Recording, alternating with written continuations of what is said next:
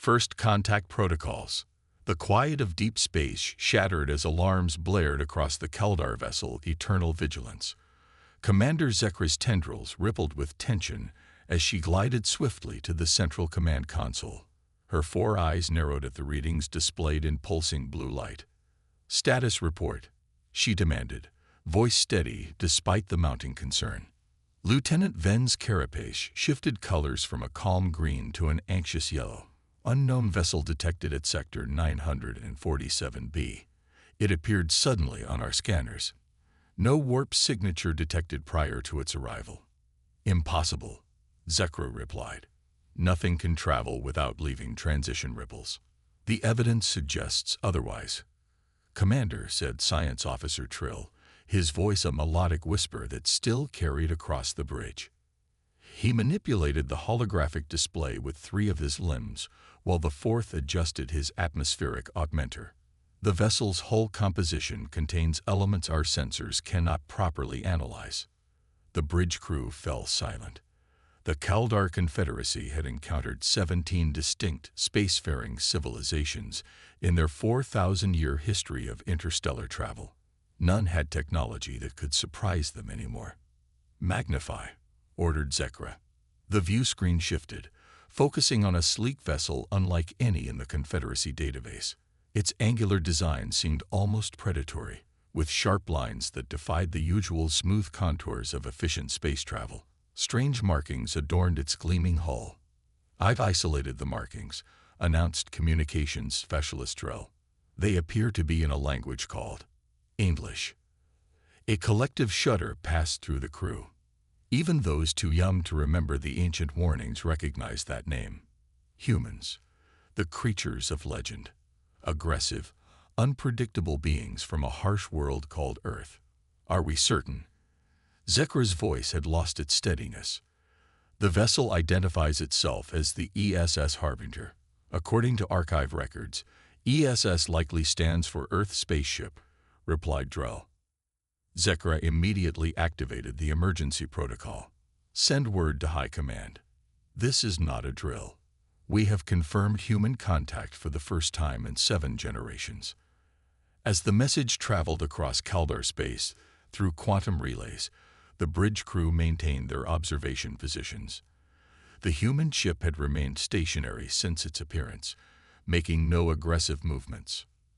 "The vessel is scanning us," reported Defensive Systems Operator Mira. "Their sensors are extremely precise. They're mapping our entire ship structure down to individual compartments."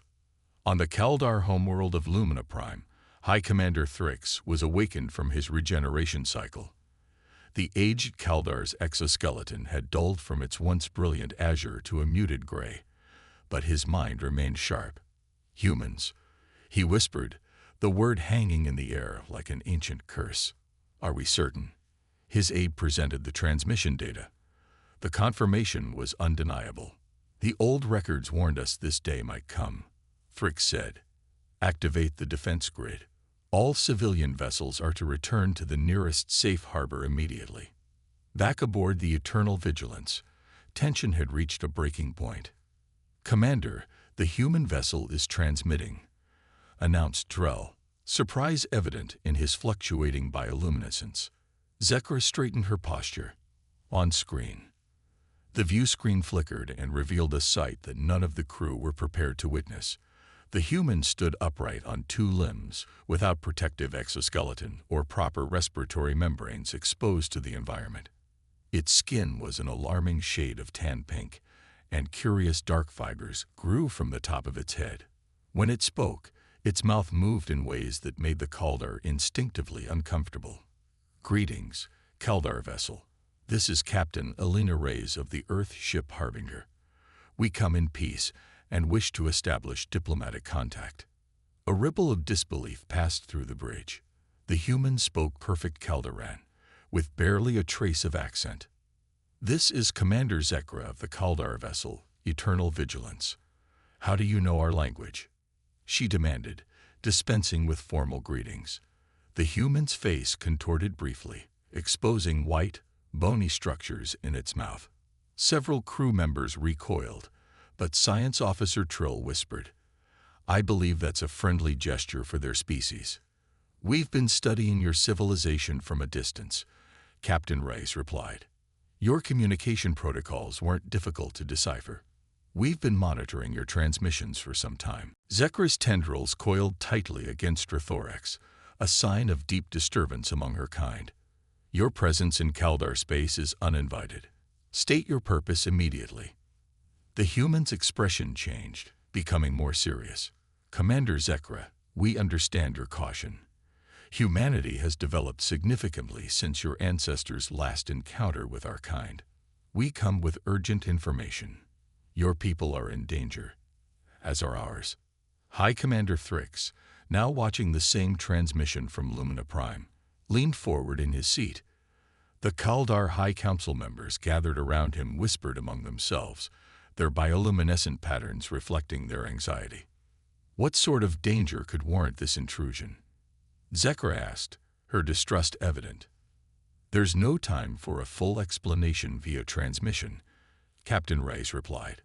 "We need to speak with your leadership immediately. The threat approaches from the dark sector, and your defensive systems won't be effective against it." Zekra's colors darkened with suspicion. This could be a pretext for invasion. The human's expression shifted again.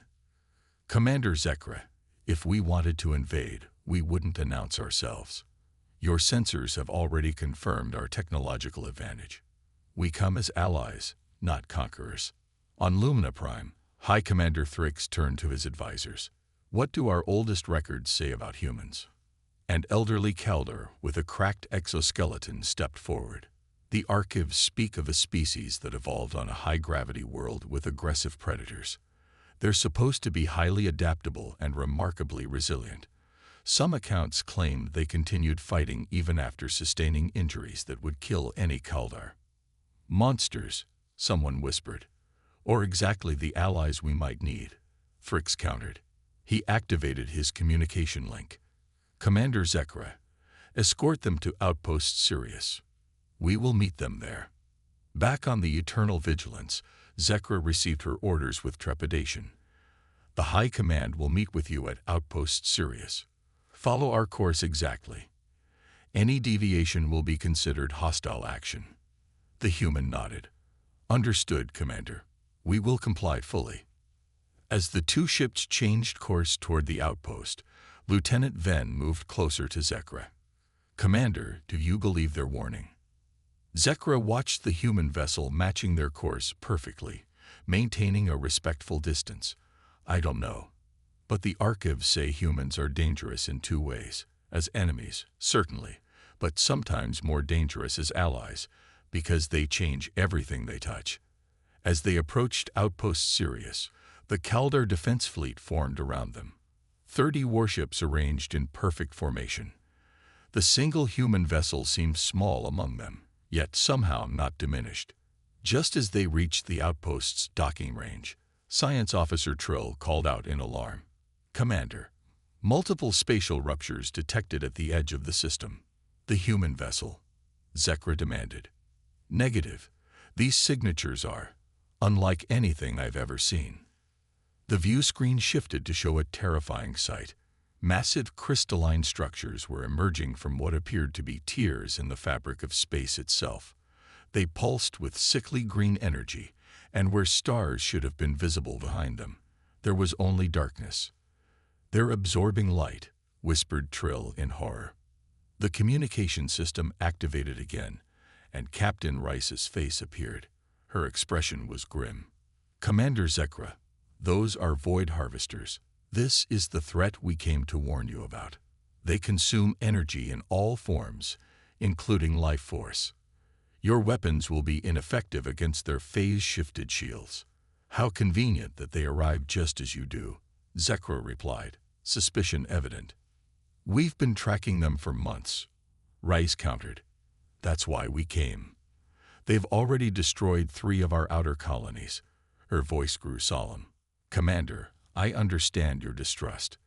But right now, we need to work together, or both our species face extinction." Before Zekra could respond, one of the crystalline structures emitted a pulse of energy that streaked toward the Kaldar fleet. It struck the outermost vessel, which immediately went dark, all systems failing simultaneously. "Energy drain complete," reported Mira, horror evident in her voice. "Crew life signs fading." In that moment, Zekra made her decision. "Captain Rice, what do you propose?" The human's response was immediate. "Your fleet needs to fall back to the outpost's defense perimeter. The Harbinger will engage directly and test their defenses." "That's suicide," Zekra protested. "Your vessel is outnumbered." For the first time, the human's face formed what Zekra recognized as a smile, but this one contained no warmth. "Commander, if there's one thing humans excel at, it's finding ways to survive against impossible odds. Trust us." As the Kaldar fleet retreated toward the outpost, the lone human vessel accelerated directly toward the Void Harvesters. High Commander Thrix and the entire High Council watched in disbelief. "They're attacking. One ship against 7 harvesters." An advisor gasped. "Not attacking," Thrix replied, his ancient eyes narrowing. "Testing." The Harbinger darted between the massive crystalline structures with impossible agility, periodically firing small projectiles that appeared to do nothing against the Harvester's shields. Each time a Harvester attempted to lock its energy drain on the human ship, the Harbinger would vanish in a burst of blue light, reappearing elsewhere. "Some form of short-range teleportation," murmured Science Officer Trill, his scientific curiosity momentarily overriding his fear. "Fascinating." After several minutes of this strange dance, the Harbinger retreated toward the Kaldar fleet, pursued by 2 of the Harvesters. The remaining 5 continued their slow approach toward Outpost Sirius. Captain Rice's face appeared on the viewscreen again. "Commander Zekra, we've analyzed their shield frequency. They operate on a rotating modulation that cycles every 17.3 seconds. During the transition between cycles, there's a vulnerability. We can exploit it, but we'll need your fleet's help." For the first time in recorded Kaldar history, they found themselves being instructed by another species on matters of warfare. Yet as the Void Harvesters drew closer, High Commander Thrix made an unprecedented decision. "Commander Zekra, coordinate with the humans. Let us see if the legends of their tactical prowess are true." As the combined human Kaldar force prepared to engage the threat, Zekra couldn't help but wonder if this day would mark the beginning of a new era for her people. Whether that era would bring salvation or subjugation remained to be seen. But one thing was certain. After today, nothing would be the same for the Kaldar Confederacy. Alliance of necessity. Admiral Jorax stood on the command deck of Outpost Sirius, his exoskeleton radiating the deep purple of extreme concern. 20 Kaldar warships formed a defensive line between the station and the approaching Void Harvesters. Each vessel carried enough firepower to reduce small moons to rubble, yet they seemed insignificant against the looming crystalline monstrosities. "Status report," he demanded, his 4 eyes fixed on the tactical display. "All ships report ready, Admiral," replied Fleet Commander Nix. "Weapons charged. Defense systems at maximum capacity." Jorax nodded but said nothing.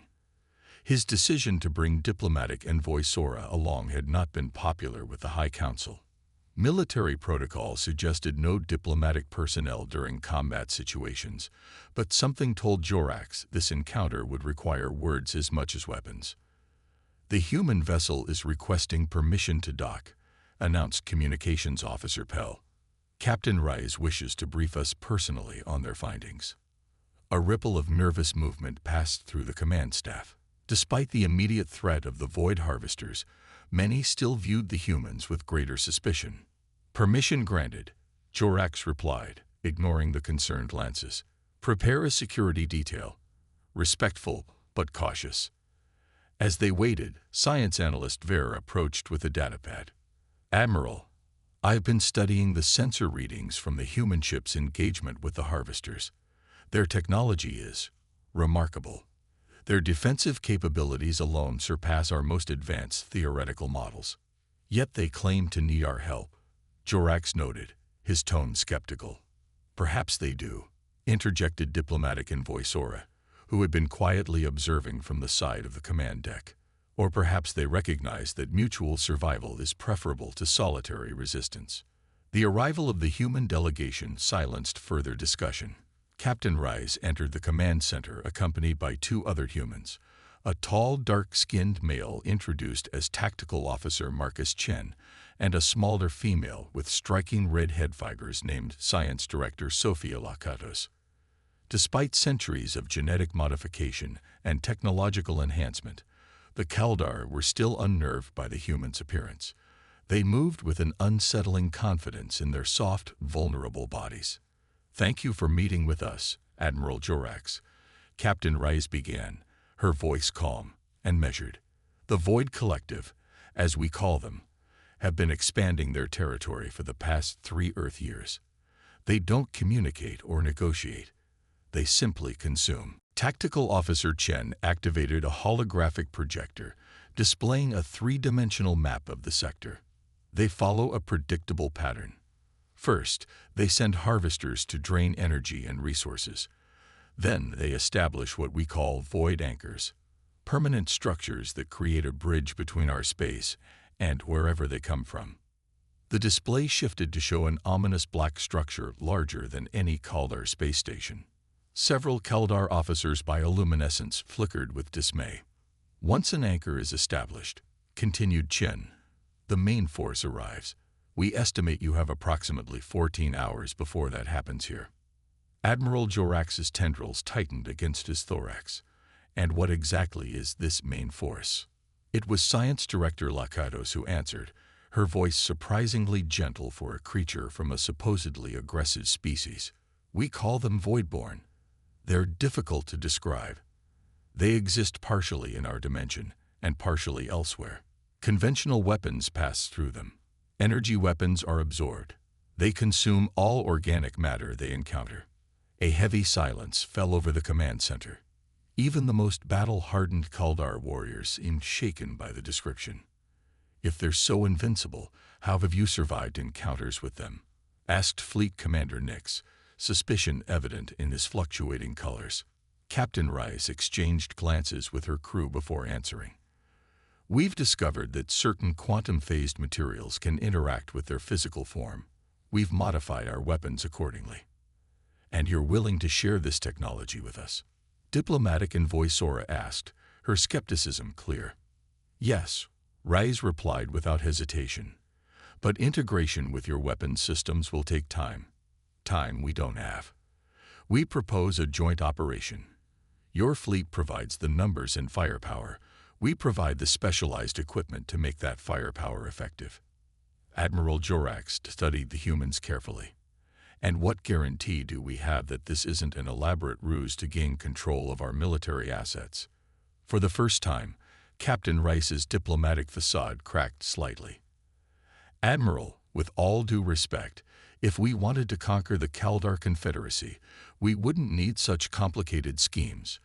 The Harbinger alone could have disabled half your fleet before you realized what was happening." The blunt statement sent a wave of indignation through the Kaldar officers, but Jorax raised a limb for silence. "Continue, Captain." "The Void Collective has already consumed 3 human outer colonies," Rice said, her voice tight with controlled emotion. "Billions of lives lost. We've been fighting them alone because we couldn't find allies who would believe us in time. We're here because our intelligence indicated they were targeting your systems next, and we believed you might listen before it was too late." Science Director Lakatos stepped forward, holding out a data crystal.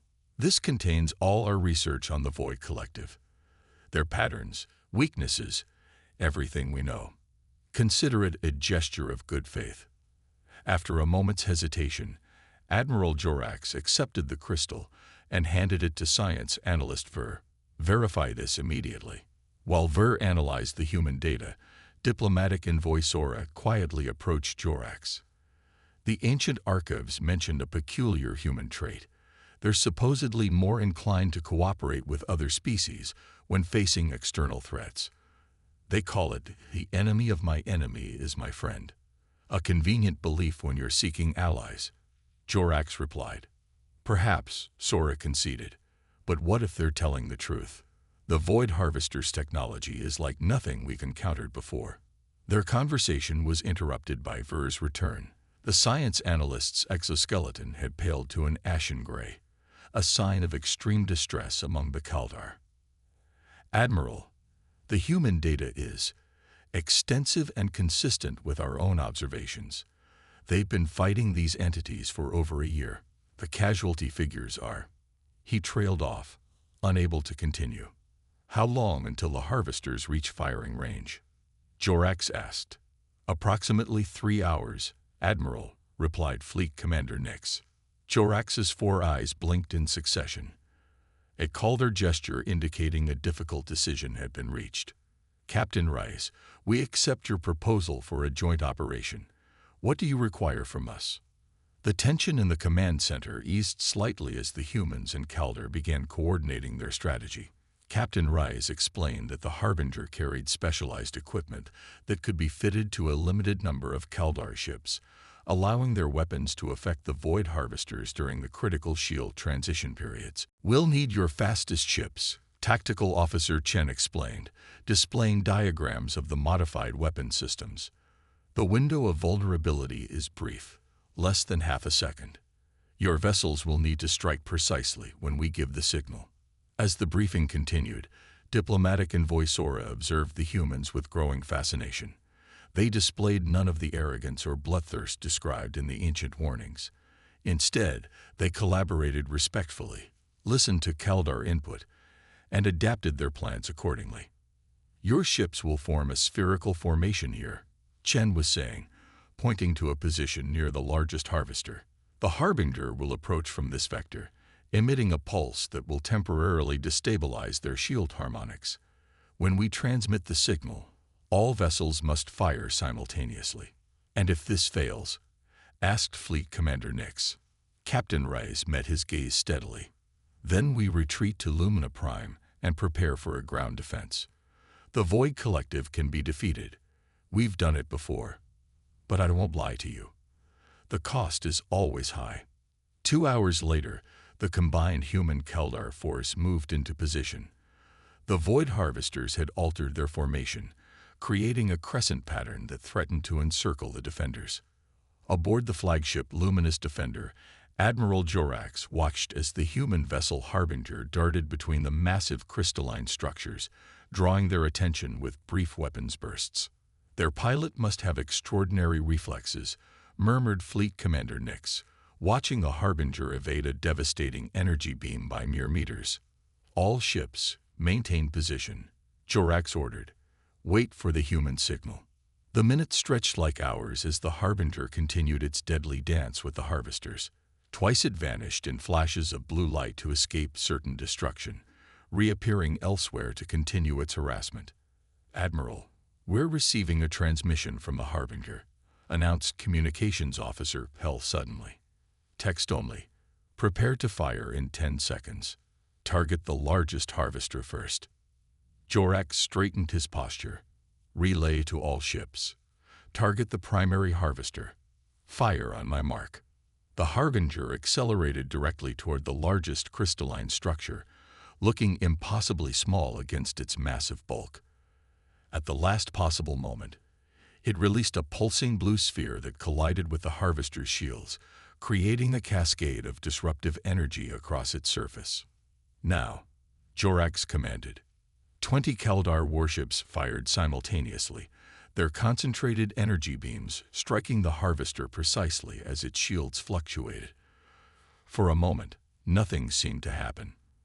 Then, with a silent, spectacular burst of light, fractures appeared across the crystalline surface. The structure shuddered, its sickly green glow flickering and fading. Direct hit, exclaimed Nix, his colors brightening with excitement. The harvester is destabilizing.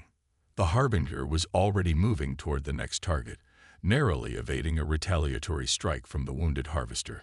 All ships, follow the Harbinger's lead, ordered Jorax. Target the second harvester on their mark. Over the next hour, the combined fleet executed the strategy with increasing precision. 3 more harvesters shattered under the coordinated assault. The remaining three began to retreat, moving back toward the spatial ruptures from which they had emerged. "They're attempting to escape," reported Nix. "Should we pursue?" Before Jorax could respond, Captain Rice's voice came through the communication system. "Negative, Admiral. Let them retreat. We need to prepare for the second phase." "Second phase?" Jorax questioned. "The void anchors," Rice explained. "They'll arrive within hours to establish a permanent foothold. We need to be ready." As predicted, 6 hours after the Harvester's retreat, sensors detected new spatial disturbances. The void anchors, enormous black structures that seemed to absorb light itself, began to materialize at the system's edge. This time, the humans proposed a different strategy. While the Kaldar fleet maintained a defensive position around Outpost Sirius, the Harbinger would approach the anchors with what they described as a quantum disruptor, a device designed to collapse the interdimensional bridges the anchors created. "It's a one-way trip," Captain Rice explained during the briefing. "The Harbinger will need to get within 1 kilometer of each anchor to deploy the disruptor. At that range, the gravitational distortions will likely crush our ship." "Then why attempt it?" asked diplomatic envoy Sora. "Because if even one anchor establishes a stable connection, the Voidborn will pour through," replied Science Director Lakatos. "And then both our civilizations are doomed." "We can't ask you to sacrifice your vessel," Jorax stated, his colors reflecting genuine concern. Captain Rice smiled slightly. "You're not asking, Admiral. We're offering." After much debate, a compromise was reached. The Harbinger would deliver the quantum disruptors to 3 specially modified Kaldar vessels, which would then approach the anchors simultaneously. The human ship would coordinate the attack, but remain at a safer distance. As the operation commenced, Admiral Jorax found himself respecting the humans more with each passing moment.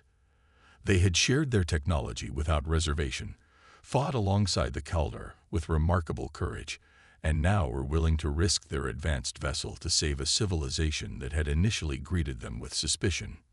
The 3 Kaldar ships, renamed Sacrifice, Duty, and Honor for the mission, approached the void anchors with grim determination.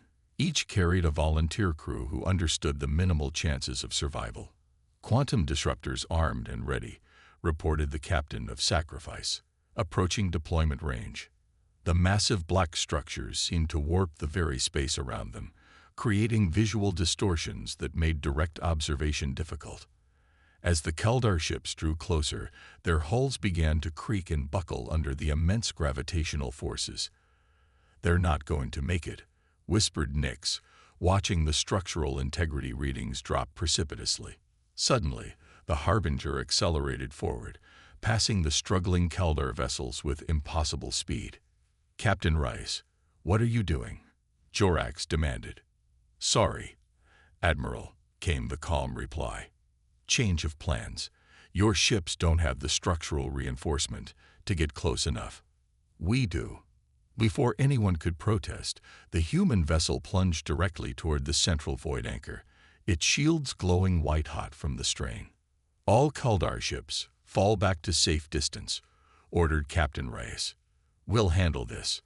The command deck of Outpost Sirius fell silent as they watched the Harbinger approach the first anchor. At point-blank range, it released a pulsing device that attached to the black structure's surface. The Harbinger immediately executed an emergency jump, reappearing several kilometers away with visible damage to its hull. The quantum disruptor activated, sending cascading waves of energy through the void anchor. The massive structure began to collapse in on itself, the interdimensional bridge inverting with catastrophic results. The implosion created a shockwave that damaged the nearby anchors, making them vulnerable to conventional attacks. "All ships target the remaining anchors," Jorax commanded. The Kaldar fleet opened fire, their weapons finally effective against the destabilized structures. One by one, the void anchors collapsed, each implosion sending ripples through subspace that sealed the dimensional tiers. When the last anchor fell, a cheer erupted across the Kaldar communication channels, an unprecedented display of emotion from the normally reserved species. 3 days later, Admiral Jorak stood in the newly established Human Relations Chamber aboard Outpost Sirius. Captain Rice and her senior officers had been invited to a formal ceremony, the first diplomatic recognition of humanity by the Kaldar Confederacy in 7 generations. "Your actions have saved countless Kaldar lives," Jorak stated, his exoskeleton gleaming with the ceremonial blue of gratitude. "The High Council has authorized me to extend an offer of formal alliance between our peoples." Captain Rice bowed slightly, a gesture she had adopted from Kaldar custom. "We accept with honor, Admiral. The Void Collective remains a threat to all sentient life. Together, we stand a better chance against them than either of us does alone." Diplomatic envoy Sora, who had been quietly observing, finally spoke. "The ancient warnings about humanity described you as dangerous, that you change everything you touch. I believe they were correct, but not in the way they intended." "How so?" asked Rice. "For millennia, the Kaldar Confederacy has stood alone, believing ourselves superior to all other species. In 3 days, you've changed that perception forever." Sora's colors shifted to a warm gold, the Kaldar expression of hope. Perhaps change was exactly what we needed. As the formal alliance documents were prepared, Admiral Jorax found himself wondering what other surprises these strange, soft-bodied aliens would bring to the Kaldar Confederacy. The ancient warnings had been right about one thing. After encountering humans, nothing would ever be the same again. But perhaps, Jorax reflected as he watched Captain Rice speaking animatedly with a group of young Kaldar officers, that wasn't something to fear after all. From the observation deck of Outpost Sirius, the stars seemed to shine a little brighter than before. 2 civilizations that might have been enemies had instead become allies against a greater threat. And in the vastness of space, a message was already speeding toward Earth. Alliance established. The Kaldars stand with humanity. The war against the Void Collective was far from over, but for the first time since the nightmare began, both species dared to hope for victory.